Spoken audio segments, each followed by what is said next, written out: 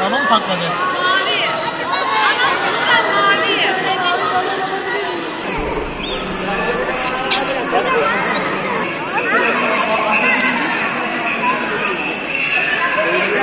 Yavrularımızın 8 gün önce yaşamış olduğumuz depremden dolayı hatıralarını ya da o kötü izlenimlerini silmek üzere palyaço kardeşlerimizle birlikte yavrularımızla resim etkinliği, eğlence etkinliği düzenledik.